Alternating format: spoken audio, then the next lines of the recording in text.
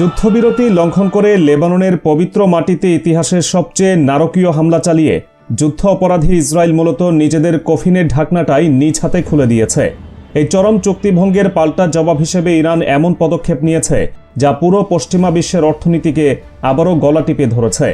বিশ্ব অর্থনীতির হৃৎপিণ্ড হিসেবে পরিচিত হরমুজ প্রণালী আবারও পুরোপুরি এবং শক্ত হাতে বন্ধ করে দিয়ে তেহরান অত্যন্ত গর্জনের সাথে ঘোষণা দিয়েছে, এবার আর ছাড় নয়, নাফরমান ইসরায়েলের মাটিতে নরকের আগুন নামিয়ে আনা হবে। গেল ৮ এপ্রিল বুধবার পাকিস্তানের স্নায়ুক্ষয়ী মধ্যস্থতায় যখন যুক্তরাষ্ট্র ও ইরানের মধ্যে একটি ২ সপ্তাহের যুদ্ধবিরতি চুক্তি স্বাক্ষরিত হয়, তখন পুরো বিশ্ব একটু স্বস্তির নিঃশ্বাস ফেলেছিল।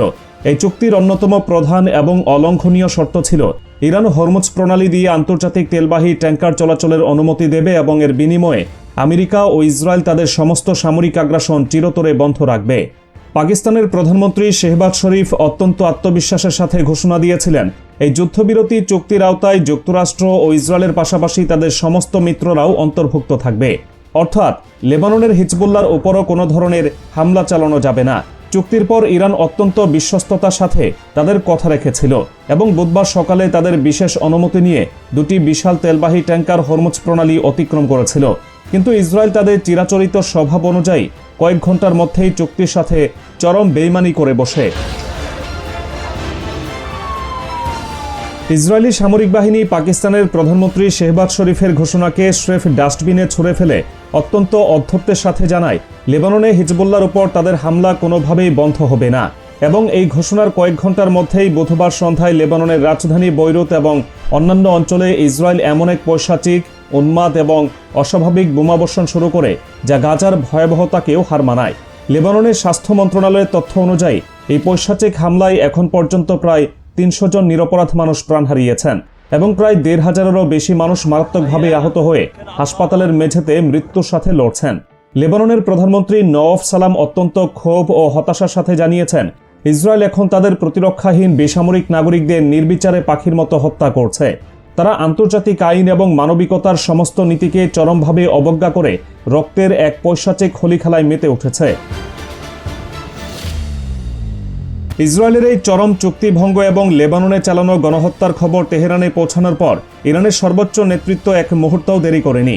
ইসলামী বিপ্লবী গার্ড বাহিনী IRGC ঘনিষ্ঠ বার্তা সংস্থা ফার্স নিশ্চিত করেছে, ইরান তাৎক্ষণিকভাবে হরমুজ প্রণালী দিয়ে সমস্ত ট্যাঙ্কার চলাচল সম্পূর্ণ এবং কঠোরভাবে বন্ধ করে দিয়েছে। অর্থাৎ ইসরায়েলের বেইমানির কারণে পশ্চিমা বিশ্বকে এখন তেলের জন্য আবারও হাহাকার করতে হবে। এখানেই শেষ নয়। ইরানের আধা সরকারি তাসনিম নিউজ এজেন্সিকে একটি অত্যন্ত নির্ভরযোগ্য সূত্র জানিয়েছে, লেবাননে যদি ইসরায়েলের এই নগ্ন আগ্রাসন অব্যাহত থাকে তবে ইরান যুক্তরাষ্ট্রের সাথে করা এই যুদ্ধবিরতি চুক্তি থেকে আনুষ্ঠানিকভাবে বেরিয়ে আসবে এবং পুরো মধ্যপ্রাচ্যকে আবারও এক জ্বলন্ত রণক্ষেত্রে পরিণত করবে। ইরান শুধু হরমুজ প্রণালী বন্ধ করেই ক্ষান্ত হয়নি, তারা ইসরায়েলকে মাটির সাথে মিশিয়ে দেওয়ার চূড়ান্ত এবং নারকীয় প্রস্তুতিও শুরু করে দিয়েছে। ইরানের সেনাবাহিনীর এক শীর্ষ এবং অজ্ঞাত কমান্ডের বার্তা সংস্থা ফার্স নিউজকে অত্যন্ত কড়া এবং শীতল ভাষায় জানিয়েছেন, ইসরায়েলের এই চুক্তিভঙ্গে জবাব দিতে তারা সামরিকভাবে সম্পূর্ণ প্রস্তুত। আল জাজিরাকে দেওয়া এক সাক্ষাৎকারে ইরানের এক জ্যেষ্ঠ নেতা রূঢ় ভাষায় বলেছেন, ইসরায়েল লেবাননে যে ক্ষমার অযোগ্য ক্রাইম বা অপরাধ করেছে তার শাস্তি তাদের পেতেই হবে। তিনি অত্যন্ত কঠোরভাবে স্মরণ করিয়ে দেন, যুদ্ধবিরতি চুক্তিতে পুরো অঞ্চল অন্তর্ভুক্ত ছিল, কিন্তু ইসরায়েল তাদের চিরাচরিত স্বভাব অনুযায়ী কথা দিয়ে কথা রাখেনি। তিনি অত্যন্ত গর্জনের সাথে ঘোষণা করেন, ইসরায়েলকে এখন আর কোনো চুক্তি বা আলোচনা টেবিলে নয়, বরং তাদের শুধুমাত্র বুলেট আর ব্যালিস্টিক মিসাইল দিয়েই প্রতিহত করা হবে। ইরানের এই কঠোর এবং আপোষহীন অবস্থানের কারণে আগামী শুক্রবার পাকিস্তানের রাজধানী ইসলামাবাদে যুক্তরাষ্ট্র ও ইরানের প্রতিনিধিদের মধ্যে যে ঐতিহাসিক বৈঠক হওয়ার কথা ছিল তা এখন পুরোপুরি খাদের কিনারায় সুতোর উপর ঝুলছে।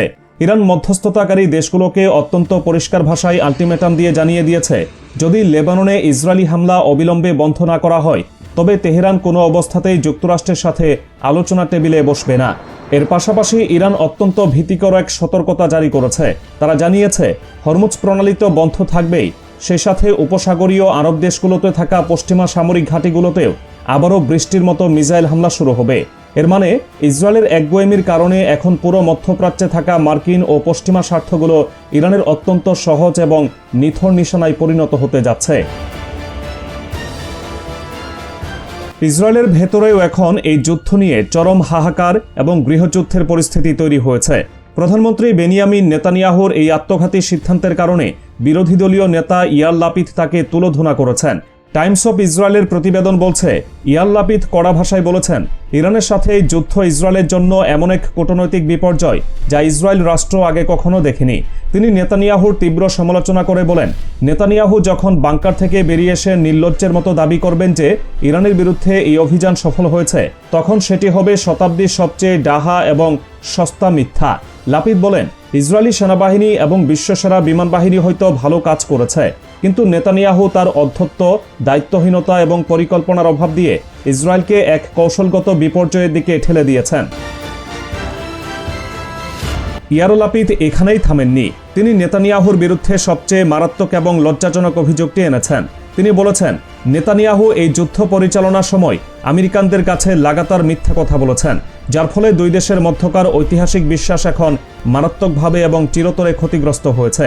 লাপিদের মতে, নেতানিয়াহু এই যুদ্ধের সবচেয়ে খারাপ ফলাফলটি ইসরায়েলের জন্য বয়ে এনেছেন।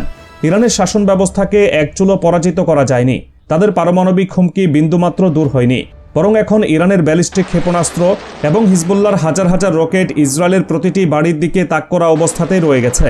লাপিদ ক্ষোভ প্রকাশ করে বলেন, সরকার ইসরায়েলি নাগরিকদের কামানের গোলা হিসেবে ব্যবহার করেছে। তাদের জন্য আশ্রয়ের কোনো ব্যবস্থা নেই, বেনগুরিয়ান বিমানবন্দরের জন্য কোনো পরিকল্পনা নেই, এমনকি নাগরিকদের জীবনের কোনো মূল্যই নেতানিয়াহু সরকারের কাছে নেই। ইসরায়েলের ডেমোক্র্যাটস দলীয় চেয়ারম্যান ইয়ার গোলানো আর্মি রেডিওকে দেওয়া এক সাক্ষাৎকারে নেতানিয়াহুর চরম বোকামির কড়া সমালোচনা করেছেন। তিনি অত্যন্ত স্পষ্ট ভাষায় বলেছেন, যুদ্ধের শুরুতে ইরানের তৎকালীন সর্বোচ্চ নেতা আয়াতুল্লাহ আলী খামেনিকে হত্যার যে হঠকারী সিদ্ধান্ত নেওয়া হয়েছিল তা ছিল ইসরায়েলের ইতিহাসের সবচেয়ে বড় এবং কলঙ্কজনক ভুল। এই হত্যাকাণ্ড ইসরায়েলের নিরাপত্তায় বিন্দুমাত্র কোনো অবদান রাখেনি, বরং এটি ইরানকে এমন এক ক্ষুব্ধ এবং অপ্রতিরোধ শক্তিতে পরিণত করেছে যা আজ ইসরায়েলের অস্তিত্বকেই সম্পূর্ণ হুমকির মুখে ফেলে দিয়েছে। ইয়ার লাপিদ রাজা পিরাসের একটি বিখ্যাত উক্তি উদ্ধৃত করে অত্যন্ত হতাশার সাথে বলেছেন, এমন আরও একটি বিজয় আমাদের সর্বনাশের কারণ হবে। অর্থাৎ সামরিক ময়দানে জেতার ভান করলেও কূটনৈতিক এবং কৌশলগত ফ্রন্টে ইসরায়েল আজ চরম এবং নগ্নভাবে পরাজিত। পুরো বিশ্ব এখন এক রুদ্ধশ্বাস এবং দমবন্ধ করা অপেক্ষায় প্রহর গুনছে। ইসরায়েল তাদের দাম্ভিকতা এবং জেদের বসে পুরো মধ্যপ্রাচ্যকে এক ভয়ঙ্কর ধ্বংসের দিকে ঠেলে দিচ্ছে। চুক্তি ভঙ্গ করে তারা শুধু ইরানের বিশ্বাসই হারায়নি, বরং তারা পশ্চিমা বিশ্বকে আবারও চরম জ্বালানি সংকটের দিকে ঠেলে দিয়েছে।